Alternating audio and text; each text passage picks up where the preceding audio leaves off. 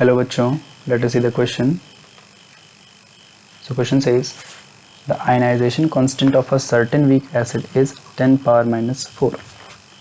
What should be the salt to acid ratio if we have to prepare a buffer with pH 5 using this acid and one of its salts. ठीक है, तो question में कहा गया है कि हमारे पास क्या है, हमारे पास एक कोई वीक एसिड है हमारे पास. उस वीक एसिड का जो आयनाइजेशन कांस्टेंट हमें दिया गया है 10 पावर माइनस 4 और कहा गया है कि इस वीक जो एसिड है हमारे पास इसमें सॉल्ट टू एसिड का क्या रेशियो होना चाहिए कि इससे हम एक बफर सॉल्यूशन बनाए जिसका पीएच हमारा 5 हो जाए.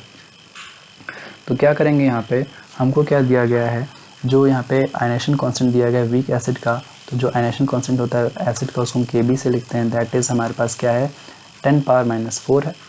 ठीक है, हमको जो बफर प्रिपेयर करना है उसका जो पीएच हमसे कहा गया है वो प्रिपेयर 5 करना है.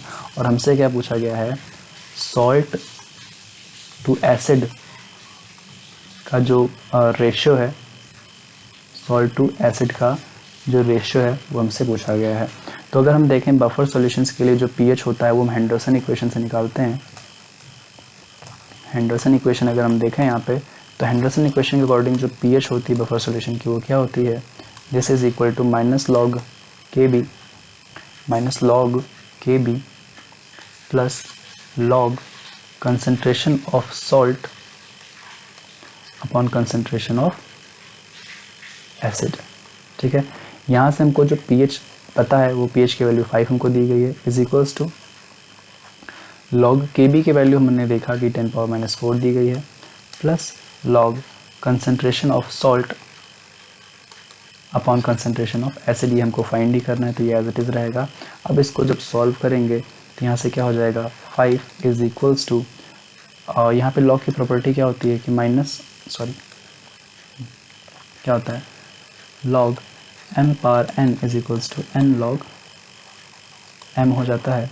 तो यहाँ से क्या हो जाएगा, माइनस 4 आगे आ जाएगा, n लॉग 10 बचेगा, plus log concentration of salt upon concentration of acid as it is रहेगा.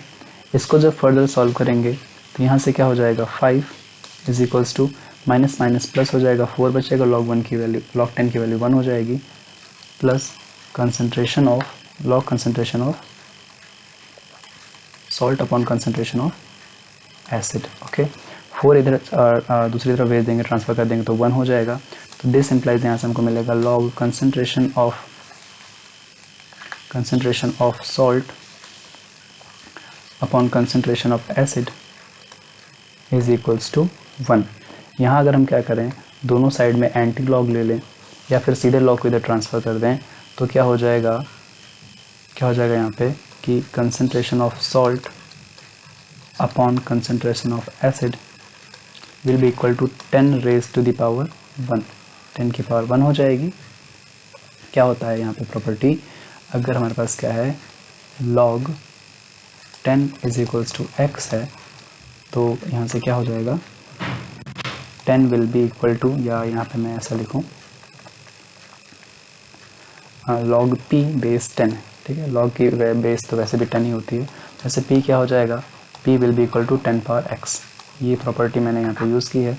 दिस इम्प्लाइज यहाँ से क्या हो जाएगा, कंसंट्रेशन ऑफ सॉल्ट, यहाँ पे 10 अपॉन 1 भी लिख सकता हूँ, इस टू कंसंट्रेशन ऑफ एसिड का जब रेशियो निकलेगा तो ये हो जाएगा 10:1. यही हमारा क्या हो जाएगा रिक्वायर्ड जो सोल्यूशन हमसे पूछा गया था क्वेश्चन में.